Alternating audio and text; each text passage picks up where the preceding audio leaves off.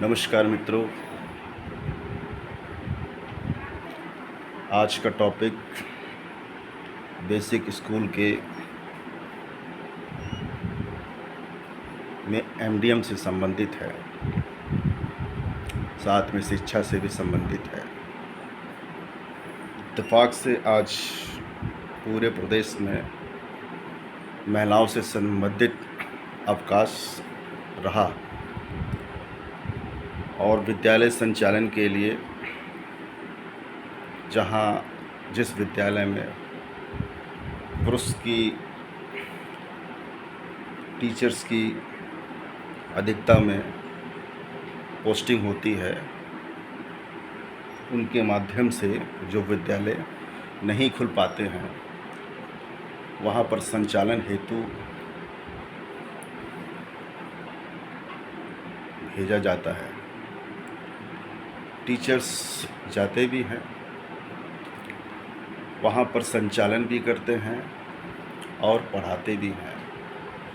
किंतु कुछ विद्यालय ऐसे भी हैं जहाँ पर महिला प्रधान अध्यापिका हो या पुरुष प्रधान अध्यापक हों। कहीं कहीं विद्यालय में तो एमडीएम की स्थिति और शिक्षा की स्थिति बहुत ही अच्छी है, इतनी अच्छी है कि शहर के कॉन्वेंट स्कूल भी फेल हो रहे हैं। ऐसा नहीं है कि हमने शहर के बेसिक विद्यालय नहीं देखे हैं या वहाँ पर ड्यूटी नहीं की है या वहाँ पर हमने संचालन नहीं किया है, और ऐसा भी नहीं है कि हमने ग्रामीण क्षेत्रों में विद्यालयों का संचालन नहीं किया है। किंतु अधिकांशता की श्रेणी में हमने ये पाया है, सरकार के द्वारा जो भी सुविधाएं निर्धन बच्चों के लिए, छात्र एवं छात्राओं के लिए दी जाती हैं, चाहे वो ड्रेस से संबंधित हो, खेल कूद की सामग्री हो, लाइब्रेरी की सामग्री हो, क्रीड़ा से संबंधित सामग्री हो, यहाँ तक कि एमडीएम से संबंधित सामग्री हो, सरकार पूर्ण तरीके से अपने कर्तव्यों का निर्वहन करती है। हालांकि ये जितनी भी सुविधाएं होती हैं वो संविधान में विदित हैं, फूड एंड सिक्योरिटी बिल के अंतर्गत, किंतु काम का जो संचालन होना है वो किसी न किसी एक ऐसी मानवीय मशीन के द्वारा संचालन होना है जिस श्रेणी में खासतौर से बेसिक की स्कूलों में एक टीचर ही आता है। और टीचर को हो, अनुदेशक हो या शिक्षा मित्र हो या परिचारक हो, सरकार उनको उनकी योग्यता के अनुसार और उनकी स्वेच्छा से शिक्षा को आगे बढ़ाने के लिए, पढ़ाने के लिए जो उनकी नियुक्ति हुई है या जिन्होंने नियुक्ति पाई है, जब कभी उनके हाथों में पूर्ण रूप से संचालन करने का मौका आता है तो अक्सर ये देखा जाता है कि 50 बच्चों पर 5 आलू। तेल की मात्रा ना के बराबर। हाँ, नमक तो एक ऐसा एलिमेंट है, उससे पूर्ति की जा सकती है, किंतु मिर्च, अन्य सामग्री, खास तौर से सरसों का तेल, जब तक सरसों का तेल और अन्य सामग्री मानक के अनुसार नहीं पड़ेगी तब तक हम ये समझते हैं बच्चों को स्वादिष्ट भोजन नहीं खिलवाया जा सकता है। और ऐसा भी नहीं है किसी शिक्षक को अपनी जेब से खिलाना होता है। सरकार सुविधाएं देती है, वो अप्रत्यक्ष रूप में बाद में पेमेंट भेजती रहती है, किंतु भेजती ज़रूर है। और ये भी बात सही है, कहीं कहीं बच्चे जो हैं आते हैं 50 और चढ़ते कुछ और हैं। खैर, उसकी हम गहराई में नहीं जाना चाहेंगे।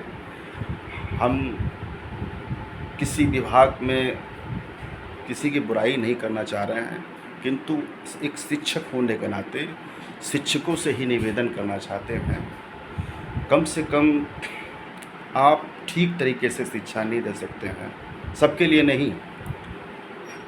आप अपने बच्चों को तो अच्छे स्कूल में पढ़ाते हैं, कॉन्वेंट स्कूल में पढ़ाते हैं, बेशुमार फीस भरते हैं, बढ़िया से बढ़िया ट्यूटर लगाते हैं, हर प्रकार की आप सुविधाएं देते हैं, और बदले में जिस संस्था में आप, ख़ास तौर से शिक्षा संस्था में, जो कि हम समझते हैं मंदिर से भी पवित्र स्थान होता है, वहाँ पर ईमानदारी के साथ आप अपने कर्तव्य का निर्वहन नहीं करते हैं, तो मुझे ये नहीं लगता है कि उनके खुद के बच्चे सफल हो पाते होंगे।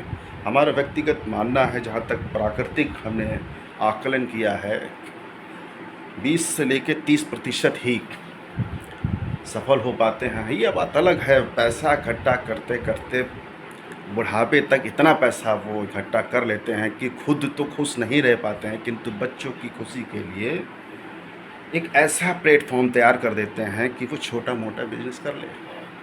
क्या यही तरक्की है? क्या भारत देश की यही तरक्की है कि सिर्फ आप अपना पेट भर लें और अपने बच्चों का पेट भर लें? और प्रकृति में जिस माध्यम से आपके कर्मों के अनुसार आपको जो दायित्व सौंपा गया है, आप उस दायित्व को ठीक तरीके से नहीं निभा पा रहे हैं।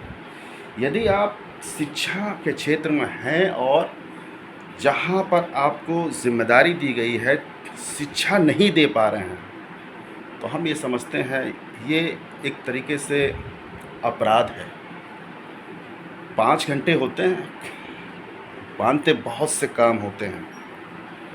ये सूची बनानी है, वो सूची बनानी है, ये सूचना देनी है, वो सूचना देनी है, इसकी तैयारी करनी है, उसकी तैयारी करनी है, ये फ़ोटो खिंचवाना है, वो फ़ोटो खिंचवाना है, समय से आना है, समय से जाना है। बहुत जिम्मेदारियाँ होती हैं, मानते हैं बहुत जिम्मेदारियाँ होती हैं, मगर एक जिम्मेदारी जो सचमुच की जिम्मेदारी होती है, शिक्षा देने की, यानी बच्चों को पढ़ाने की। 1 घंटा भी अगर ईमानदारी से एक विषय पर हर टीचर, जो टीचर जिस फील्ड में पारंगत है, अगर ईमानदारी से वो बच्चों को कंबाइंड क्लास लेकर भी शिक्षा देता है, तो हम ये समझते हैं उसने अपने जीवन में बहुत ही महत्वपूर्ण कार्य कर लिया है। अंत में हम यही बात कहना चाहेंगे, इस संसार में अगर कोई सबसे कीमती चीज़ है तो वो कीमती चीज़ है वक्त। वक्त की कदर जिसने की, समय ने उसकी कदर की। वक्त का हर शय गुलाम, वक्त का हर शय गुलाम, और वक्त का हर शय गुलाम हमेशा रहेगा। इसीलिए मित्रों, जितने भी लोग हमारी वीडियो को सुने, इसको अन्यथा की दृष्टि से ना लें। वक्त के बाद ज्ञान, शिक्षा एक ऐसा अनमोल रत्न है जिसको न खरीदा जा सकता है, न बेचा जा सकता है, न बांटा जा सकता है, और ना ही चुराया जा सकता है। इसलिए एज ए टीचर हम सबसे हाथ जोड़कर रिक्वेस्ट करेंगे कि बच्चों का हक ना मारें। उन्हें स्कूल पढ़ने के लिए आते हैं, उन्हें शिक्षा के मंदिर में शिक्षा जैसे भी हो एन केन प्रकार मिलना चाहिए, क्योंकि मंदिर में पूजा करना गुनाह नहीं है।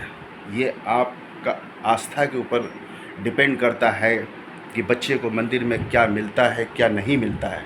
किंतु शिक्षा के मंदिर में उसे वो अनमोल ज्ञान मिल सकता है, वो भी एक ऐसी अवस्था में, बाल अवस्था में, जिससे उसका जीवन संवर सकता है। क्योंकि जो बच्चा बचपन में क्लास 3 से लेके 8वें तक जो पढ़ लेता है, रट लेता है, सीख लेता है, प्रयोग कर लेता है, वो जीवन पर्यंत उसके जीवन में काम आने वाला है। और सबसे बड़ी बात तो ये है कि जब बच्चे मन से दुआएं देते हैं गुरु को, और जब उनके माता पिता दुआएं देते हैं गुरु को, जो शिक्षा देते हैं, यकीनन मानिए आपको बड़ा इत्मीनान मिलेगा। हमें तो बहुत मस्त नींद आती है, और सिर्फ आज की बात नहीं, हर रोज़ बड़ी मस्त नींद आती है। चैन की बंसी बजाते हैं।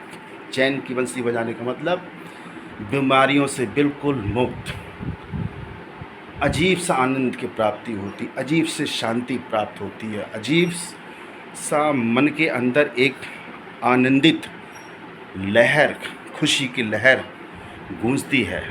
हम चाहते हैं ऐसे सच्चे आनंद की तलाश सभी शिक्षक करें, और अन्य लोग, अन्य विभाग में जो काम करने वाले हैं, वो कम से कम जिस काम के लिए उनको जिस संस्था में जिम्मेदारी दी गई है, उस जिम्मेदारी का पालन करें। और बूंद बूंद से सागर बनता है। जब हमारे भारत देश की युवा पीढ़ी, खासतौर से बाल अवस्था पीढ़ी शिक्षित होगी, युवा पीढ़ी शिक्षित होगी, और अपनी शिक्षा के दम पर, अपने ज्ञान के दम पर जब वो अच्छे अच्छे विभागों में सेलेक्टेड होंगे, तो जाहिर सी बात है बचपन में जो गुरु के द्वारा उनको ईमानदारी के द्वारा शिक्षा दी गई, तो वो भी संभवतः ईमानदारी से पालन करेंगे। और जब ईमानदारी से पालन करेंगे तो कहीं कहीं पे झूठ भी बोला जाता है। झूठ बोलकर किसी की जान बचाना है या पैसों का कलेक्शन करना है तो किया जा सकता है। जितना आपके जीवन में धन का होना निश्चित होना है, प्रकृति के द्वारा आवागमन होना है, उतना तो होकर ही रहेगा। किंतु बुरे कर्मों की वजह से यदि आपने कोई धन एकत्रित किया है, तो प्रकृति में, जहाँ तक मेरा यह मानना है, अप्रत्यक्ष रूप में प्रकृति के द्वारा वो धन आपसे छिन जाता है, बस उसका रूप बदल जाता है। धन्यवाद मित्रों। अंत में हम यही कहना चाहेंगे, सर्वे भवन्तु सुखिन, सर्वे भवन्तु निरामया।